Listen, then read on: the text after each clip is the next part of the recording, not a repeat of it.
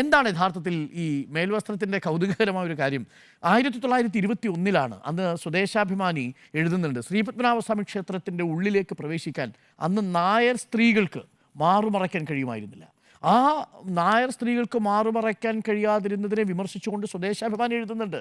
1859 രാജവിളംബരത്തിലൂടെ ചാന്നാർ കലാപത്തിന് ശേഷം വലിയ രീതിയിൽ ഈ മേൽമുണ്ട് ധരിക്കാൻ എല്ലാ സ്ത്രീകൾക്കും അനുവാദം കിട്ടുന്ന സാഹചര്യത്തിൽ പോലും പത്മനാഭസ്വാമി ക്ഷേത്രത്തിനുള്ളിലേക്ക് പ്രവേശിക്കണമെങ്കിൽ നായർ സ്ത്രീകൾ മേൽമുണ്ട് മാറ്റണം.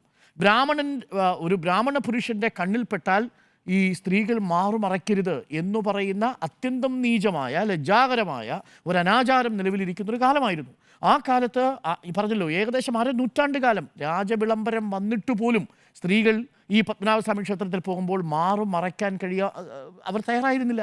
അവർ മറയ്ക്കാതിരുന്നു. കാര്യം അവർ വിശ്വസിച്ചിരുന്നത് ഇതൊരു വലിയ ആചാരമാണ്, അത് ദൈവകോപം ഉണ്ടാവും എന്നൊക്കെയാണ് അവരെ പറഞ്ഞ് വിശ്വസിപ്പിച്ചിരുന്നത്. പക്ഷേ പിന്നീട് സ്വദേശാഭിമാനി വളരെ വൃത്തിയായിട്ട് അത് എഴുതുകയും അതുപോലെ ചർച്ച ചെയ്യുകയും ചെയ്തു. ഇതേപോലെ ഒരു ചർച്ച ആ ഘട്ടത്തിലും ഉണ്ടായിരുന്നു. ആ ചർച്ചയുടെ ഭാഗമായി അവിടുത്തെ ഉൽപ്പതിഷ്ണുക്കളായ പുരോഗമനവാദികളായ സ്ത്രീകൾക്കും അതേപോലെ നായർ സമുദായത്തിലെ അംഗങ്ങൾക്കും ഒക്കെ തോന്നി, ഇത് ശരിയാണല്ലോ, ഇത് ഈ ഞങ്ങൾ മാത്രം എന്തിനാണ് ഈ മറയ്ക്കാതിരിക്കുന്നത്?